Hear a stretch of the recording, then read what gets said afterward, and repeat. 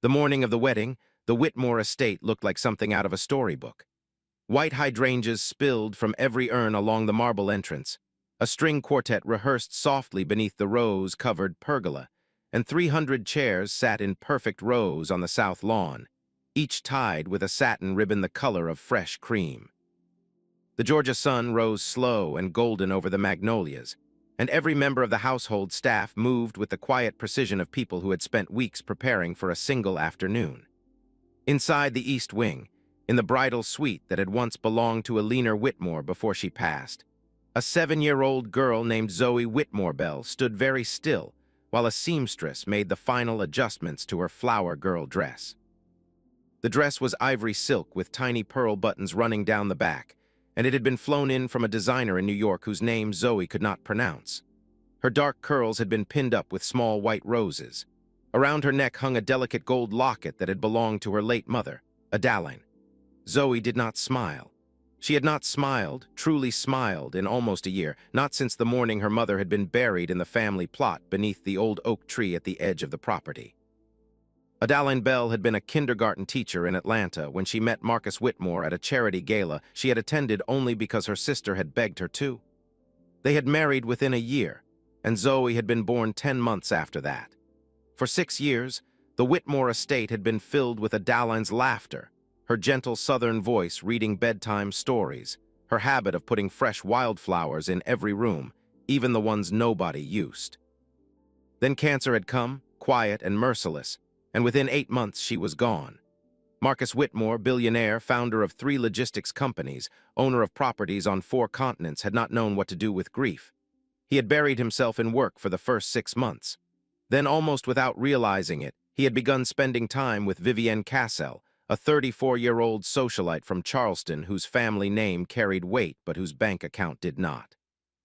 Vivienne had been gentle with him at first. She had brought casseroles to the house, sat with him on the porch in the evenings, listened when he spoke about Adaline. She had been careful, so careful, never to compete with the dead woman's memory. 6 months later, Marcus had proposed. Now the wedding was 3 hours away, and Zoe stood in front of the tall mirror in her ivory dress, holding a small white basket of rose petals and feeling something heavy and wrong settle in her chest. The seamstress smiled at her in the mirror and said she looked like a little princess. Zoe did not answer. There was a soft knock at the door, and then it opened, and Marcus stepped inside. He was already dressed in his charcoal gray morning suit, his silver cufflinks catching the light, his dark hair combed back the way Adaline had always liked it. He stopped when he saw Zoe, and for a long moment he did not speak. He looked at his daughter, small and serious and so painfully like her mother, and something pulled tight in his throat. "You look beautiful, sweetheart," he said finally. Zoe nodded once, the way she had learned to do when she did not have words. Marcus crossed the room and crouched down in front of her so they were eye to eye. He reached out and gently adjusted one of the roses in her hair, and Zoe smelled his familiar cologne, the same one he had worn for as long as she could remember. "I wanted to talk to you about something," he said. "About the ceremony today." She watched him without blinking. "Sweetheart, your mama isn't here to walk down the aisle with us, and I've been thinking about that a lot. I know how much she meant to you. I know how much today might feel strange without her." He paused, and his voice softened. "So I thought maybe you should be the one to decide who walks you down the aisle. Not me, not Aunt Charlotte, not anyone we have to pick because it looks right. You pick. Whoever you want, whoever feels like the right person." Zoe stared at him for a long moment. Something flickered in her dark eyes, something that had not been there a moment before. Marcus saw it and felt his chest tighten in a way he could not quite name. "Anyone," she whispered. "Anyone, baby, anyone in the whole world." Zoe was quiet for a long time. She looked down at her small hands, at the white basket of rose petals, at the toes of her ivory shoes peeking out beneath the hem of her dress. Marcus waited. He had learned in the past year that his daughter needed time, that grief had made her careful with her words in a way no 7-year-old should have to be. He did not rush her. He simply stayed crouched there in front of her, his knees beginning to ache against the hardwood floor, watching her think. When she finally looked up, there was something quiet and certain in her face. "I want Miss Rosa," she said. For a moment, Marcus did not understand. He blinked, his mind cycling through cousins, aunts, family friends, godmothers. "Miss Rosa," he repeated slowly. "Miss Rosa who cleans the upstairs." The room went still. Behind them, the seamstress paused with a pin halfway to the fabric. From somewhere outside the window came the distant sound of the string quartet beginning their warm-up pieces. Marcus stared at his daughter, and for one long second his mind simply refused to process what she had said. Rosa Mendoza had worked at the Whitmore estate for almost 11 years. She was a black Honduran woman in her mid-50s, soft-spoken, with graying hair she kept pulled back in a low bun and warm brown eyes that crinkled at the corners when she smiled. She cleaned the bedrooms on the second floor, including Zoe's. She had been there long before Adaline had arrived, long before Zoe had been born. She lived in a small apartment in town with her grown son, who worked as a mechanic, and she took the early bus to the estate 6 mornings a week. Marcus knew her name. He greeted her when he passed her in the hall. He had given her a Christmas bonus every year and signed the card without thinking much about it. But he could not, in that moment, recall ever having a real conversation with her about anything beyond the weather or the dusting of the chandeliers. "Sweetheart," he said carefully, "Miss Rosa is well, she works here. Are you sure you wouldn't rather have Aunt Charlotte or maybe Grandma Whitmore?" Zoe's small face did not change. "I want Miss Rosa." "Baby, can you tell me why?" For a moment he thought she might not answer. Then she lifted her eyes to his, and her voice, when it came, was quieter than the room itself. "Because after Mama died, she was the only one who hugged me, every morning, even when I didn't ask, even when I was being mean. She still came in and hugged me, and she would sit with me when I cried, and she would tell me stories about her own mama. And she never told me to stop crying or to be a big girl. She just stayed." Marcus did not move. Zoe looked down at her hands again. "When Aunt Charlotte came, she said I needed to stop being sad because it made everybody uncomfortable. And Grandma Whitmore said Mama was in a better place and I should smile more. But Miss Rosa never said any of that. She just said it was okay to miss her. She said missing somebody was just love that didn't have anywhere to go." The seamstress behind them had set down her pins entirely. She was staring at the floor, pretending very hard not to be listening. Marcus felt something break open in his chest, something he had been carrying tightly closed for almost a year. He had not known any of this. He had been so consumed by his own grief, by the company, by the slow and confusing process of rebuilding a life around the empty space Adaline had left, that he had not seen what his own daughter was carrying or who had been carrying it with her. He swallowed hard. "Zoe, baby, I didn't know." "I know you didn't," she said simply. There was no anger in it, only the calm, factual delivery of a child who had stopped expecting adults to notice things. Marcus reached out and took her small hand in his. Her fingers were cool. He held them gently, the way he had held them when she was 3 and afraid of thunderstorms, the way Adaline had held them at the very end when the morphine had blurred everything except the shape of her own daughter. "Then we'll ask Miss Rosa," he said. Zoe's eyes lifted to his, searching as though she could not quite believe him. "Really? Really?" She did not smile, not fully. But something softened in her face, something that had been locked up tight for almost a year, and she nodded once. Marcus stood slowly, his knees stiff from kneeling, and crossed to the door. He paused there with his hand on the brass knob, looking back at his daughter once more. She had returned her attention to the basket of rose petals, but her shoulders were no longer quite so rigid. He stepped out into the hallway and closed the door softly behind him. The corridor of the east wing was quiet at this hour. Most of the wedding preparations were happening downstairs and in the gardens, and only a few members of the staff moved through the upper floors. Marcus stood there for a moment, breathing, trying to organize the storm of thoughts in his head. He had 300 guests arriving in less than 2 hours. A senator, 2 ambassadors, the CEOs of 4 of the largest corporations in the Southeast.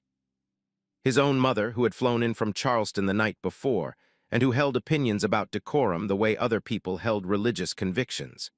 Vivienne's family, the Cassells of Charleston, who had spent the past 6 months making very sure everyone understood how proud they were that their daughter was marrying a Whitmore. And he was about to tell all of them that the cleaning lady would be walking his daughter down the aisle. He should have felt panic. He should have felt the careful machinery of his life seizing up at the thought of what was about to unfold. Instead, what he felt, standing in that quiet corridor, was something closer to relief, as though a small door had opened somewhere inside him and let in a current of fresh air. He started walking. He did not go downstairs first. He did not go to find Vivienne or his mother or the wedding planner who had been hovering near the ballroom all morning with a clipboard and an earpiece. He walked toward the back staircase, the narrow one the staff used. the one that descended into the rear corridor of the house where the linen closets and the staff break room were. He had not used these stairs in years, possibly ever. They were narrower than he remembered, with a worn wooden banister and a slightly uneven step near the bottom that someone should have fixed long ago. He emerged into a hallway he barely recognized, lined with doors marked laundry, storage, pantry. The walls down here were not papered in silk damask. They were painted a practical cream, with scuff marks along the baseboards from years of carts and shoes and ordinary use.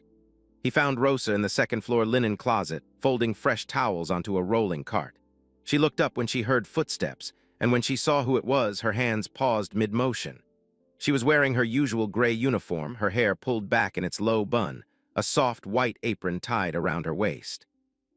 For a brief second, something flickered across her face, the instinctive concern of a long-time employee who suddenly finds the owner of the house in a place he does not belong.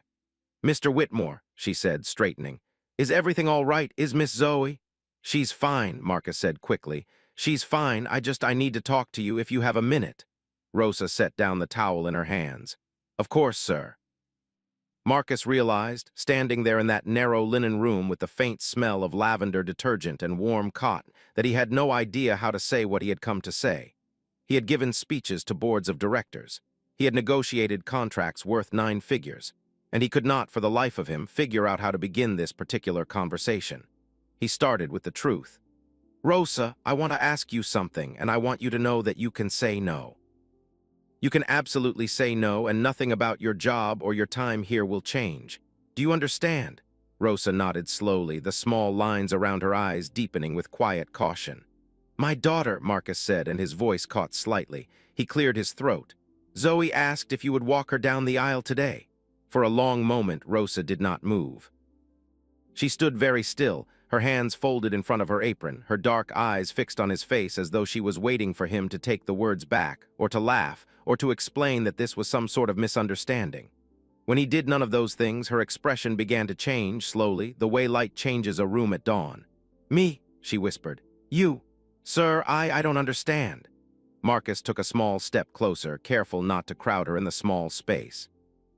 "She told me," he said, "that after her mama died, you were the one who hugged her every morning, that you sat with her when she cried, that you told her missing someone was just love that didn't have anywhere to go." Rosa's eyes filled with tears. She did not let them fall. She lifted one hand and pressed it lightly against her mouth, as though to hold something in. Marcus saw her shoulders rise and fall once, a small, unsteady breath, and then she lowered her hand and looked at him with an expression he had never seen on her face in 11 years of passing her in hallways. "She remembered that," Rosa said softly. It was not a question. It was something closer to wonder. "She remembered all of it." Rosa turned her head slightly, looking past him at the rows of folded sheets and pillowcases, as though she needed a moment to gather herself somewhere that was not directly under his gaze. When she spoke again, her voice was steadier, though something in it had changed. "Mr. Whitmore, I did not do any of that to be remembered. I did it because she is a little girl who lost her mother, and I lost my own mama when I was 9 years old. I know what that quiet sounds like in a child's room. I know what it is to wake up and remember all over again that she is gone. So when I would go in to make her bed in the mornings and she would be lying there with her face to the wall, I just stayed a minute. That is all." "That is not all," Marcus said. His voice had thickened. "That is not all, Rosa. That is everything." She looked back at him. The tears had not fallen, but they were there at the edges of her dark eyes, held in place by years of practice. "Sir, with all respect, I am the housekeeper. The wedding, the family, your mother, the guests, this is not a place for me. There are people who will not understand. There are people who will say things. I do not want to bring trouble into your daughter's day." "Rosa," Marcus took a slow breath. "The only person whose understanding matters today is the 7-year-old girl in the East Wing who has not smiled in 11 months. She picked you. Out of everyone in her entire world, she picked you. And I will be honest with you. I do not know what the people downstairs are going to say. I do not know how my mother is going to react. I do not know what Vivienne is going to think. But I know that I have spent the last year so lost in my own grief that I did not see who was taking care of my child. You did. And I am not going to let what other people might say take that away from her or from you. Not today." Rosa was silent for a long moment. Outside, somewhere down the hall, a door opened and closed. A woman's voice called something about flowers needing to go to the foyer. Life in the great house continued around them, unaware that a small and quiet thing was being decided in a linen closet on the second floor. "What would I wear?" Rosa said finally. It was such a practical question and so honest that it almost made Marcus laugh. He did not. He understood what she was really asking. She was asking whether she would be dressed like the joke the world might try to make of her. Whether she would be paraded down an aisle in her gray uniform and white apron as some kind of symbolic gesture from a guilty rich man. "Whatever you want," he said. "Whatever feels right to you. There is a boutique in town I can call, or there is a closet upstairs, several closets, and you are welcome to anything in them. You should be dressed however a woman who is walking a beloved child down the aisle of her father's wedding deserves to be dressed." Rosa looked at him for a long time. He had the strange sensation that she was reading something on his face that he could not see himself. Then she gave a small, slow nod. "I have a dress," she said. "It is in my closet at home. I wore it to my niece's quinceañera 3 years ago. It is navy blue with lace at the sleeves. It is not fancy, but it is mine. If your driver could take me to my apartment and bring me back, I could be ready in time." "Done?" "Then yes," Rosa said quietly. "I will walk her down the aisle. If that is what she wants, I will do it for her." Marcus felt something release in his chest that he had not known he was holding. He nodded twice because he did not entirely trust his voice. Then he reached into his pocket, took out his phone, and called the head driver directly. He told him to bring the black town car around to the service entrance immediately. He told him to take Mrs. Mendoza wherever she needed to go and to wait for her and to bring her back. He told him she was a guest. When he hung up the phone, Rosa was already untying her apron with careful, deliberate hands. She folded it once, then again, and set it on top of the stack of fresh towels with the same precision she brought to every task in this house. She smoothed it flat with one hand. Then she looked up at him. "There is one more thing, Mr. Whitmore. Anything. I would like to see Zoe before I go, just for a minute. I do not want her thinking I am leaving the house today. I want her to hear from me that I am coming back." Marcus felt the small, sharp recognition of someone watching another person be better at parenting his own child than he had been. He nodded. "Of course, she is in the bridal suite upstairs." They walked together. Rosa kept a careful half-step behind him at first, the way she had moved through this house for over a decade, and Marcus slowed until she was beside him. He did not say anything about it. He simply matched his pace to hers, and after a moment she stopped trailing. In the bridal suite, the seamstress had finished her final adjustments and stepped out to give the child a moment of quiet. Zoe was sitting on the edge of the upholstered bench at the foot of the four-poster bed, her small ivory shoes not quite touching the carpet, her basket of rose petals on the seat beside her. When the door opened and she saw who was with her father, she went very still in the way children do when something they have hoped for begins, against all expectation, to actually happen. Rosa crossed the room without waiting for Marcus. She knelt down in front of Zoe the way Marcus had knelt down an hour earlier, but there was nothing tentative about the way she did it. She placed both of her warm, work-worn hands gently on either side of the little girl's face, and she looked at her with the steady, unhurried attention of a person who had spent 11 months learning exactly what this child needed. "Mija," she said softly, "your daddy told me what you asked."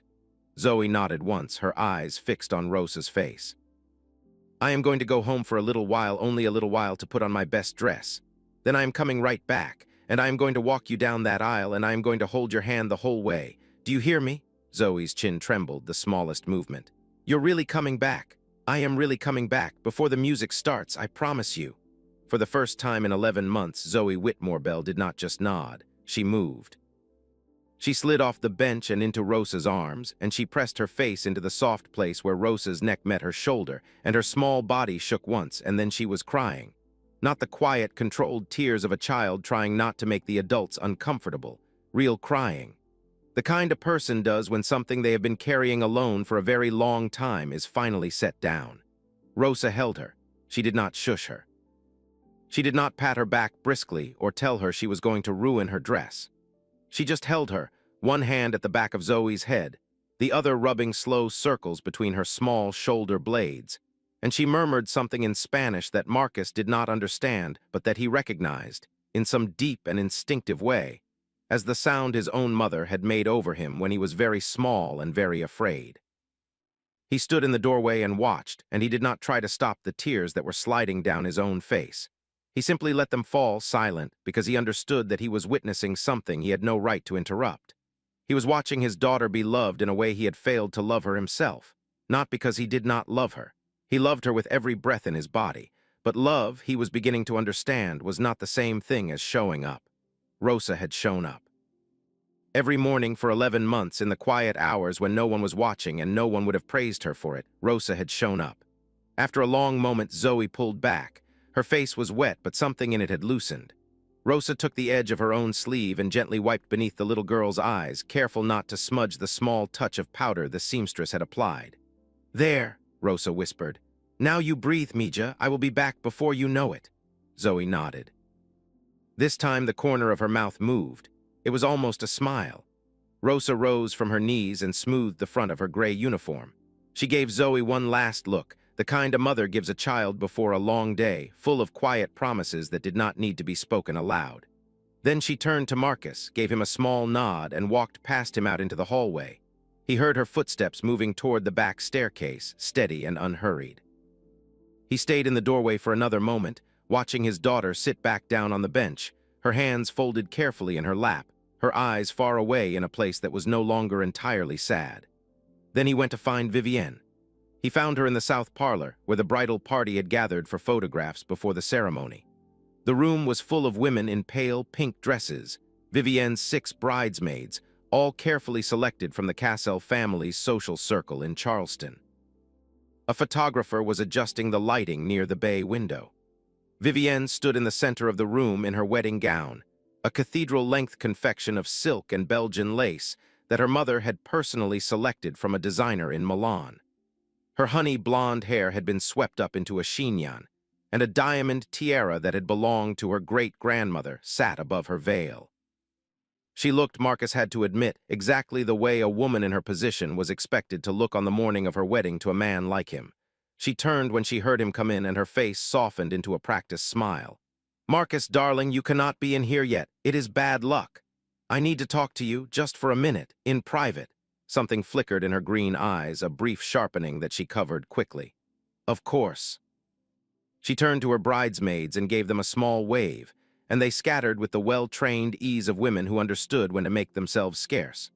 The photographer followed them out, closing the parlor doors behind him. Vivienne crossed the room toward Marcus, her train trailing behind her on the polished floor. She placed her hands lightly on his lapels and looked up at him with the kind of bright, attentive expression she had perfected over 6 months of careful courtship. "What is it, darling?" "Is something wrong?" "Nothing is wrong. I wanted to tell you something before the ceremony because I do not want you to be surprised when you see it." "All right." Zoe asked who she wanted to walk her down the aisle today. I told her she could choose anyone she wanted. Marcus paused, watching Vivienne's face carefully. "She chose Rosa Mendoza, our housekeeper." For a long moment, Vivienne did not move. Her hands remained on his lapels. Her smile remained on her face. Only her eyes changed. They went very still, the way water goes still just before something beneath the surface begins to move. "The housekeeper," she repeated softly. "Yes, Marcus. I have already asked her. She has agreed. She is going home to change, and she will be back in time for the ceremony. I wanted you to hear it from me first." Vivienne let her hands fall slowly from his chest. She took a small step back. She turned slightly, presenting him with her profile, and looked out through the tall window toward the garden where the chairs were waiting in their perfect rows. "Marcus," she said again, and her voice was very careful now. "I understand that you want Zoe to feel included today. I understand that, and I have tried, I have tried to be patient with how difficult this transition has been for her. But this is not appropriate." "Why not?" She turned back to him, and the practiced softness was gone from her face. What replaced it was not anger, not exactly. It was something more measured. Something that had been waiting beneath the surface for a long time and was now being permitted just slightly to show itself. "Because 300 people are about to arrive at this house. Because my mother and father have invited the governor. Because there will be photographs of this wedding in every Southern Society publication for the next 3 months. Because the woman walking your daughter down the aisle is supposed to represent the family she is joining, the family she is becoming part of. It is supposed to be your mother. It is supposed to be Charlotte. It is supposed to be someone who is part of the world we are building together. Rosa has been part of Zoe's world for 11 years. Rosa cleans our bathrooms. The sentence landed in the room like something dropped on stone. Marcus felt the small, cold click of a door closing somewhere inside him. He did not raise his voice. He simply looked at the woman he had been planning to marry in 2 hours, and he saw her, perhaps for the first time, with absolute clarity. "Rosa," Marcus said quietly, "hugged my daughter every morning for 11 months while I was too lost in my own grief to do it myself. Rosa told Zoe that missing her mother was just love that did not have anywhere to go.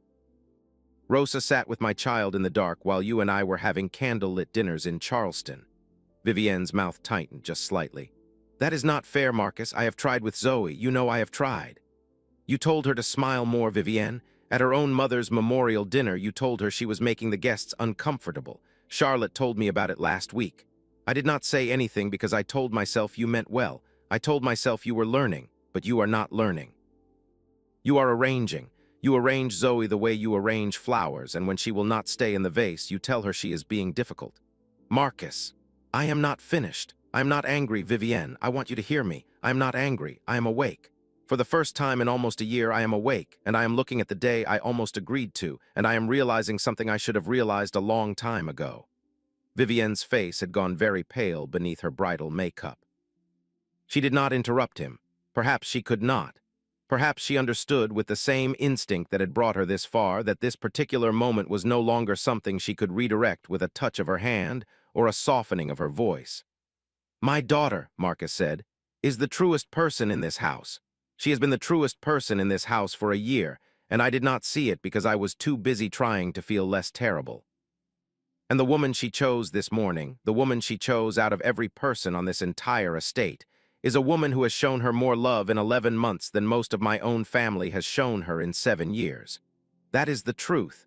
And if that truth does not fit into the wedding you have been planning, then the wedding is what has to change, not the truth." Vivienne was silent for a long time. She turned away from him again, and this time she walked slowly across the room to the bay window, her train whispering across the floor behind her. She stood there looking out at the lawn, at the white chairs, at the pergola where in less than 2 hours she was supposed to become Mrs. Vivienne Whitmore. "You are humiliating me," she said softly, without turning around. "I am not trying to. Whether you are trying to or not, Marcus, that is what is happening. The Cassells of Charleston do not have their daughters walk down aisles behind cleaning ladies." He watched the back of her veil for a moment. The light from the window made the lace look almost translucent. He thought about how careful she had been for 6 months to never quite say the things she was saying now. How patient. How strategic. He thought about the small comments he had let slide. About the way she spoke to Marissa in the kitchen, to the gardeners, to the driver.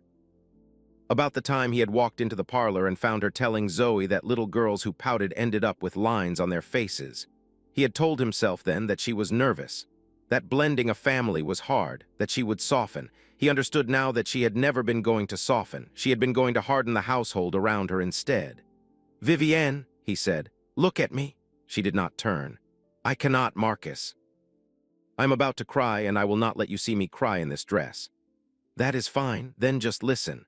Rosa is walking my daughter down the aisle today. That part is not changing. What you have to decide in the next hour and a half is whether you can stand at the altar and welcome the person my daughter chose with grace.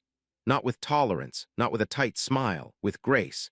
Because if you cannot, then we are not getting married today. Not because of Zoe, not because of Rosa, because of you. Because the woman I am marrying has to be a woman who can love my daughter the way my daughter actually is, not the way she would look better in a photograph." The silence that followed was the longest of his life. Vivienne stood at the window with her back to him, and her shoulders did not shake, and she did not turn around, and she did not speak. The sunlight caught the diamonds in her tiara and broke them into small, bright pieces against the wall. When she finally turned, her eyes were dry. Whatever crying she had been afraid of had been pushed back down to wherever she kept such things. Her face had reassembled itself into something composed and very cold. "I see," she said. "Vivienne." "No, you have said what you came to say, Marcus. I would like a moment, please." He hesitated at the door. He wanted foolishly to give her something, a way back. A door she could walk through that would let them both pretend this had been a small argument, easily resolved, the kind of pre-wedding tension every couple worked through on the morning of. But he understood, looking at her, that no such door existed. They had not been arguing about Rosa. They had been arguing about who she was and who he was and what kind of household his daughter was going to grow up in. And those were not things either of them was going to take back. "I will be in my study," he said quietly. "If you want to talk." He stepped out and closed the parlor doors behind him. The hallway felt strangely bright. He stood there for a moment, his hand still on the doorknob, listening to the muffled sounds of the house preparing for a wedding that he was no longer sure was going to happen. From somewhere outside came the distant, sweet sound of the string quartet running through Pachelbel's canon. From the kitchen below came the clink of silver being polished. From the foyer came his mother's voice, sharp and confident, directing a florist about where the spray of white lilies needed to be moved. Marcus walked toward his study. He did not run. He did not rush. He walked the way a man walks when he has just understood something important and needs his body to catch up with his mind. Halfway down the corridor, Charlotte appeared from a side hallway. His older sister was already dressed for the ceremony in a soft pearl gray gown, her dark hair pinned up, a small clutch in her hand. She took one look at his face and stopped walking. "Marcus, what is wrong?" he told her. Standing there in the hallway in a low voice, he told her about Zoe and Rosa and Vivienne and the parlor. Charlotte listened without interrupting, her face very still, her dark eyes moving across his face the way their mothers used to when they had been children and one of them had come home with bad news. When he finished, she did not say anything for a moment.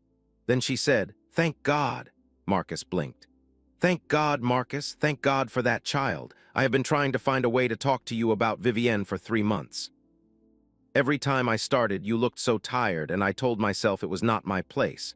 But I have been watching her with Zoe, and I have been watching her with Mama, and I have been watching her with the staff, and Marcus, that woman was not going to make you happy. She was going to make you presentable." He stared at his sister. "Why did you not say anything?" "Because grief makes people stupid, baby brother. And because I thought maybe you needed to feel less alone for a little while, even if the company was not right.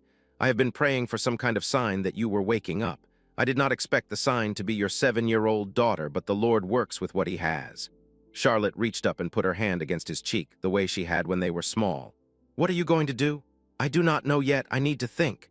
Think fast. There are guests arriving in an hour." "I know." Charlotte gave a small, dry smile. "Well, whatever you decide, I am with you. And if Vivienne walks out of this house in that dress, I will personally make sure no one in Charleston society hears a single unkind word about it. Not one. The Cassells will have to find their own narrative." She paused. "Where is Rosa?" On her way home to change, the driver took her. "Good. When she comes back, I want to be the one to greet her at the door. Will you let me do that?" He looked at his sister and felt, for the second time that morning, the small, unexpected gift of being seen by someone who had been paying attention all along. "Yes," he said. "Please." Charlotte squeezed his arm once and walked on down the hallway toward the foyer, her gray gown trailing softly behind her. Marcus continued to his study. He closed the door. He sat down behind his father's old mahogany desk, in the leather chair that still creaked exactly the way it had when he was a boy. And he waited. 40 minutes passed. He did not look at his phone. He did not look at the clock on the mantel. He sat in his father's chair and watched the light move slowly across the rug, and he thought about Adaline. He thought about the morning she had been diagnosed, the way she had held his hand in the doctor's office and said, very calmly, that whatever came, they would figure it out together. He thought about the last conversation he had with her 3 days before she died, when she had been too tired to speak much but had whispered to him, "Take care of our girl." He had said he would. He had meant it with every part of himself. And then he had failed at it quietly for almost a year. There was a soft knock at the door. He looked up. "Come in." Charlotte opened it just enough to put her head through. "She is back, Rosa. The driver just pulled up at the front gate." "And Marcus, Vivienne came downstairs 10 minutes ago. She is in the foyer with her mother. They are speaking with the wedding planner." Marcus stood up. "Where is Zoe?" "Still in the bridal suite. Mrs. Porter is with her." "Tell Mrs. Porter to bring her down to the side garden entrance, not the main hall. I want Rosa to come in through the front door properly, and I want Zoe to meet her in the small parlor away from everyone before any of this starts." "All right." "And Charlotte?" "Yes." "Send someone to find Reverend Mitchell. I need to speak with him for 2 minutes before the ceremony." Charlotte nodded once and disappeared. Marcus crossed the study, opened the door, and walked down the long hallway toward the front of the house. He could hear the murmur of arriving guests now, the soft hum of voices from the south lawn, the laughter of someone's children running through the rose garden. The wedding, whatever it was about to become, had begun to gather itself around him whether he was ready or not. When he reached the front foyer, Vivienne was standing near the grand staircase with her mother, Mrs. Cassell, a small, steel-haired woman in lavender silk who was speaking in a low, urgent voice. They both turned when they saw him. Vivienne's face was composed. Her mother's was not. "Marcus," Mrs. Cassell said, her voice tight with the particular Charleston politeness that always preceded something sharp. "Vivienne has told me about this misunderstanding. I am sure you can see how it puts all of us in a very awkward position. I do not think anyone wishes to be unkind to the help, but there is a time and place for everything, and a wedding is not. Mrs. Cassell, if you would simply allow Charlotte to walk the child down the aisle as was originally planned, we can put all of this behind us and proceed with our day. The woman, the housekeeper, can be given a lovely seat near the back. We can find a way to acknowledge her later, perhaps a card, a token of appreciation." Marcus looked at her for a long moment, then he looked at Vivienne. "Is this what you want?" he asked his fiancée quietly. Vivienne did not answer. She did not need to. Her silence was the answer. She was standing beside her mother. She was letting her mother speak for her. She had chosen in the small window he had given her exactly the woman she was going to be. Behind him, the heavy front doors opened. He turned. Rosa Mendoza stepped into the foyer of the Whitmore estate. She was wearing a navy blue dress that fell just below her knees with delicate lace at the cuffs and a modest neckline. She had taken her gray hair out of its low bun and pinned it more softly at the nape of her neck. A small gold cross hung at her throat. She carried a black handbag, the kind a woman buys once and keeps for 20 years. She had put on a touch of pink lipstick. That was all. She looked, Marcus thought, exactly like herself, only seen properly perhaps for the first time in this house. Charlotte stepped forward immediately and took Rosa's hands in her own. "Mrs. Mendoza," Charlotte said, loud enough for the foyer to hear. "Welcome, thank you so much for being part of our family today. Zoe is waiting for you in the small parlor. May I show you?" Rosa's eyes flickered just once toward Vivienne and her mother, then back to Charlotte. She nodded. "Thank you, Miss Whitmore. Please." "It is Charlotte." They moved together across the foyer. Mrs. Cassell watched them go with an expression that could have curdled cream. Vivienne watched them with no expression at all. Marcus turned back to Vivienne. He spoke quietly so only she and her mother could hear him. "I am going to ask you one more time, Vivienne, not because I think the answer will be different, because I want you to know I gave you the chance.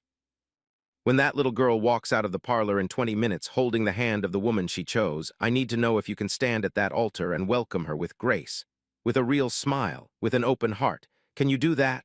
Vivienne's mouth opened slightly. She glanced at her mother. Mrs. Cassell's hand tightened around her daughter's elbow almost imperceptibly.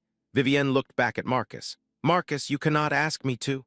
"That is my answer, then." He did not raise his voice. He simply turned, walked to the small side hallway where Reverend Mitchell had just arrived, and spoke with him for less than a minute. Then he walked out onto the south lawn. 300 faces turned toward him. He stood at the head of the aisle beneath the rose-covered pergola, and he looked out at the assembled guests, at the senator, at the ambassadors, at his mother in the front row in her pale green Chanel suit, at the Cassells already seated on the bride's side with their carefully arranged smiles. He took a slow breath. "Thank you all," he said, "for coming today. There has been a change to the ceremony, and I want to explain it to you myself so there is no confusion. Vivienne and I have decided this morning that we will not be getting married today. This is a mutual decision, and I would ask all of you to respect the privacy of both of our families in the days to come." A low murmur moved through the chairs. "However," Marcus continued, "I would like to invite each of you to remain, because there is something happening today that I would like you to witness. My daughter Zoe lost her mother 11 months ago, and for those 11 months she has been quietly and faithfully loved by a woman in this household whose kindness I failed to see until this morning. Her name is Rosa Mendoza. She has worked in our home for almost 11 years, and today, at my daughter's request, Rosa is going to walk Zoe down this aisle, not toward a wedding, toward something more important, toward a thank you.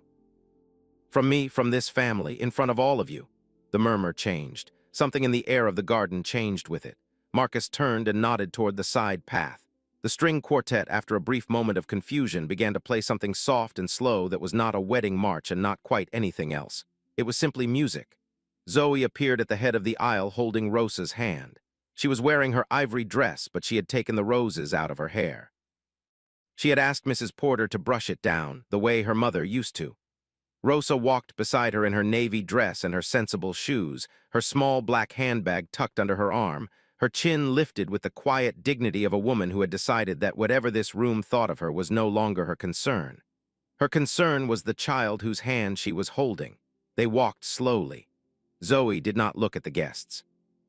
She looked at her father, all the way down at the end of the aisle, and her small face was solemn and steady, and somewhere around the middle of the walk she smiled. It was not a big smile. It was not a smile for a photograph.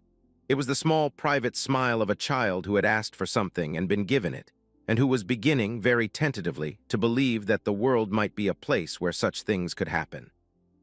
When they reached the pergola, Marcus knelt down in front of his daughter the way he had that morning. He took her small hand from Rosa's and held it. Then he reached out and took Rosa's hand as well. "Thank you," he said, not to the guests, to Rosa, quietly. So only the three of them could hear. Rosa's eyes filled. This time she let the tears fall. Behind them, on the south lawn of the Whitmore estate, 300 guests sat in stunned and respectful silence while a billionaire knelt in his charcoal gray morning suit beneath a rose-covered pergola, holding the hands of his daughter and the housekeeper she had chosen, and quietly, without ceremony, began the only wedding that had ever mattered. The wedding of a broken family back to itself. And in the front row, Charlotte Whitmore lifted her hand to her mouth and began, very softly, to clap. The sound spread. If this story moved you, please like this video, share it with someone who needs to hear it, and subscribe to the channel for more stories where the quietest voices speak the loudest truths.